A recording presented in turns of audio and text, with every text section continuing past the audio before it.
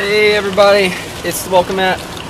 I'm here to talk to you guys about how my play experience just went for Imperial Assault. I just got finished playing just 2 games at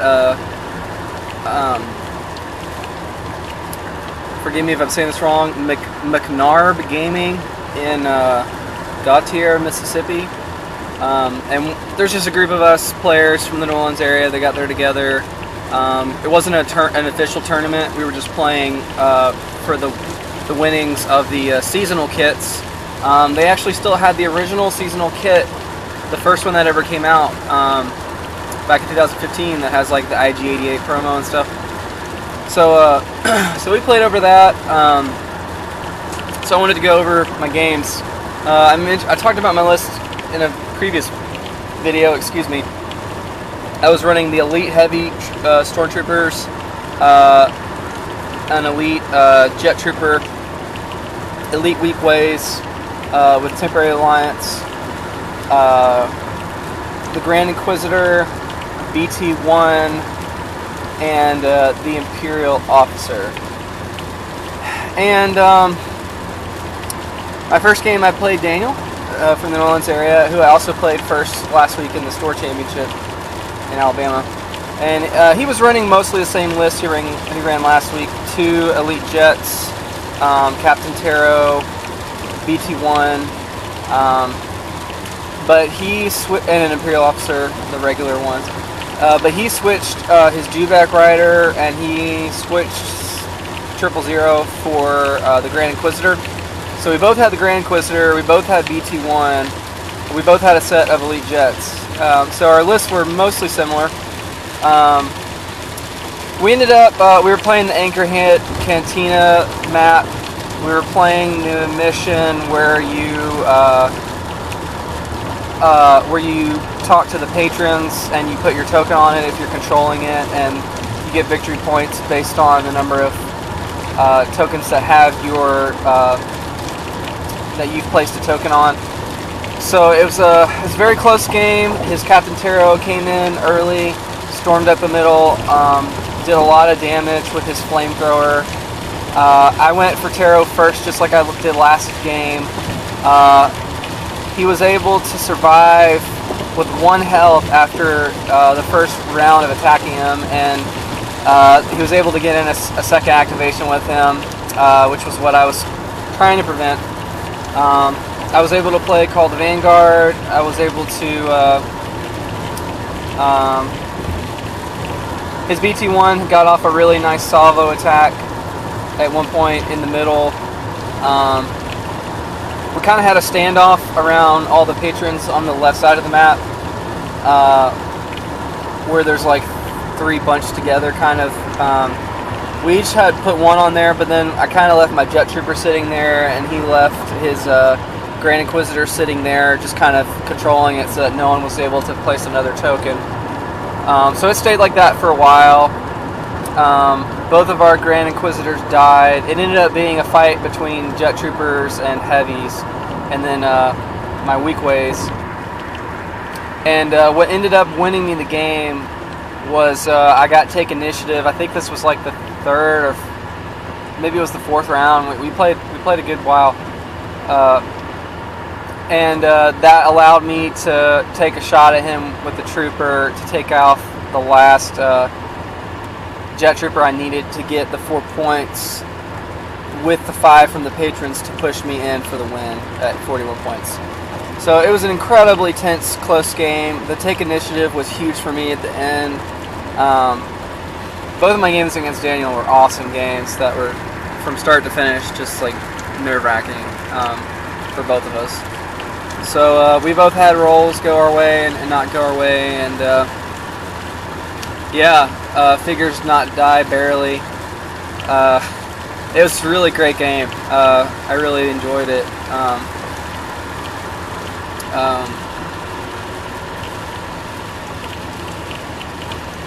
I made a couple of mistakes in the game that I learned from. I forgot to play the one, I forgot what the card is called, the one that lets you exhaust a ready troop to exhaust one that's ready to ready one that is already exhausted, that is equal or lesser cost, that shares at least one trait. Change of plans is what it's called. I'm sorry. I forgot to play it. I had it for the first round, and I had a setup ready, and I forgot after one of my activations to play it, and that's the timing window. You have to play it after a group's activation. I guess I'm used to like IG-88's card, where you can play it after any activation is complete, and so I forgot, and or after IG-88's activation, I guess. Anyways, I forgot to play it, and that kind of messed me up a little bit. But it was a great game. A lot of it's a blur. It was a lot of dogfight, just back and forth. We each controlled, I think, 2 patrons, and that was what ended up winning me the game, was those 5 victory points once I took out that last jet trooper that I needed to. So great game, well played on both sides.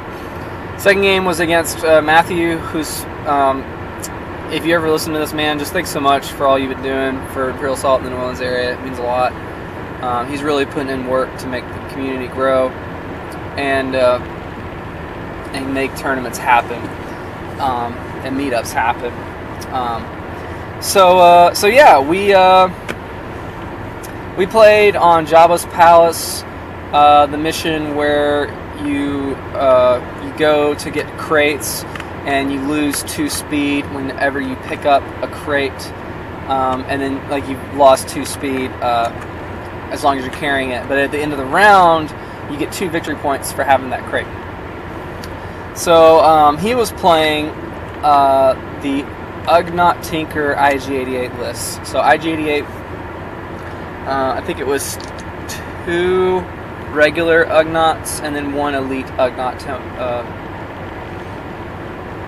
Tinker, and then he had Chopper, a Jawa Scavenger, and BT-1.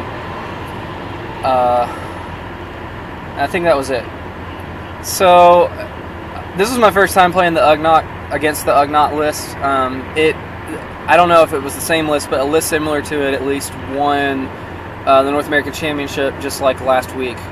That's what they were saying. I wasn't aware.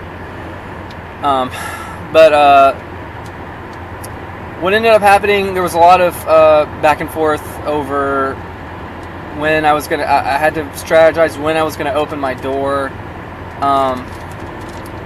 because my goal early on was just, okay, I'm just gonna get a ton of crates the first round, and then hope those figures can survive 2 rounds to get a bunch of points from them, or at least 1 round.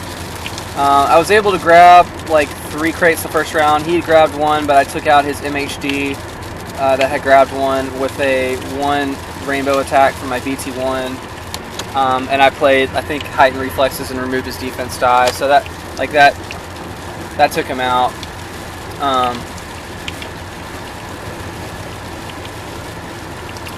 His BT-1 and my BT-1 kind of went back and forth. He put a price on their heads on my BT-1, which, as you will see, those 4 points became very important, and we'll talk about why. So, the Ugnaught Tinker, oh my gosh, the Drunk Droid is so annoying. It's a really powerful list, though, and I mean, I don't mind playing against it. It was totally different, just trying to figure out how to play against it. He threw IG-88 pretty early. First round, he did a couple attacks, but then he moved him into the Rancor pit, and I didn't see that coming. But I had already kind of set myself to say, okay, I'm going to go in with my Grand Inquisitor. I had just enough movement to get from where I had placed him outside of my deployment zone, thanks to the Imperial officers moving in 2 spaces, to get down there and use his last 2 movement points to grab a crate. So that's what I did with him, and I think, in hindsight, that's my regret, is because I set it up. He had initiative where he was able to take out my Inquisitor pretty quickly with IG-88, and I think I only did 1 attack with my Inquisitor against BT-1. He played a lightsaber throw, And he did like a, sorry, it's really raining really hard. He did I did a tools for the job and was able to put on a bunch of damage with that. But sorry, I gave you a close up of my nose. Apologize. It's just really bad rain right now. Yeah, that was a mistake I made. I think I should have. I can't. My weak ways didn't do much. One of my weak ways sat on a terminal the whole game, and Chopper was able to hit him twice, but I kept him alive. Both games I used Strain to burn my Assassinate card. I also forgot to put Grenadier in my deck, so I never got to use that. I never drew Force Surge, which was a 2-point force card that lets you move one space with the Inquisitor and do 2 damage in the Strain. So I never got to draw that. I kind of set it up once or twice where if I drew that at the end of the round, I'd be able to use it. Or, well, not at the end of the round, but like... Anyways, yeah, no, I didn't really set it up for that too much, but I was hoping for it. But, excuse me. Yeah, so... In short, what ended up happening was we had this showdown. I tried to take out his IG-88 because he played Blaze of Glory. My heavy troopers did a good amount of damage to him, and I got in one attack with a weak way, and he was over halfway on health, but I really underestimated how much damage I would be able to put through because I wasn't playing the game for the end of the round, like for the victory points then. I was thinking ahead to next round, but we ran out of time, and I didn't shift my strategy right, which is my own fault. I should have been more aware of the time. And I should have focused more on killing IG-88 earlier. I think the round before, instead of going for crates, if I had opened the door to the Rancor pit and started shooting at him a round earlier, I would have probably still lost the figures I did, but I would have been able to take out IG, potentially. He got his ID to use Blaze of Glory. That was pretty huge. He took off a key figure. A trooper that had a box, a crate, and then he was able to use the Ugnaught at the last second. I think it was like his last activation. It came in and killed my jet trooper that had a crate he was carrying, and the score at that point was 28-30. That put him at no, it was 28-28, and I only had one crate left, so that put him at 32, and I only got 2 points at the end of the round for my crate, so it was 32-30. I also final score, called it time. So man, great game. He knew what he was doing with those Ugnaughts. I still got to figure out how to play against them. I definitely see why the Inquisitor's not played as much. He... I don't know, he's just a little too overcost, I think, for what you get out of him. Especially with him rolling that white die. It can be really... unreliable. And he goes down fast. Really fast against IG-88. And even normal guys, like, they just come in and he still do like 3 damage on him. He's rolling that white die a lot of the times. His defensibility doesn't even really do that much, because a lot of times they'll just pierce through it, or, you know, it's only taking away 1 damage. He's already taken like 7 or something. With all the command cards out there now, and bigger attacks, you know, surges for +2 damage on a lot of cards. It just, I don't know, he's too squishy. I could see him being good sometimes. If he rolls a dodge or 2, I could see him being really powerful. But because he's melee, he has to get in with that attack. Having a melee guy with a white die like that, I mean, it's different from Luke, because with Jedi Luke you can move him in and out, and he's still deflecting bolts back at people. So, you know, you have to make calculated attacks against him. Yeah, the Inquisitor was a little disappointing. I wanted to try him out. I think he was actually the weak piece in my on my squad. The heavy troopers were actually decent. I think they were better than people give them credit for. Having that extra block 4 spaces away or more really came in handy once or twice for an extra block, and it just forces the opponent to get in close, which is what he wants, because he's rolling a blue-red with an automatic 2 accuracy, so he's always going to get at least 4 accuracy. So that's what he wants, and I was able to get in some good damage with my heavies. Usually they came in not till the 2nd or 3rd round, though. They're kind of save them for the end game, and I think I only lost 1 heavy both games. So, but on that crate mission and Jabba's map, I don't know. I feel like they're pretty good on the Angerhead level. I think on the other 2 levels, though, it's just hard for them to move around enough. I found myself just having to wait for my opponent to do stuff before I could finally get in a good shot opportunity. But I found the little middle area where there's a bunch of red lines and blocking terrain and impassable terrain to be a great spot for them to kind of camp around corners and move a few spaces and then take a shot and move back with space or something.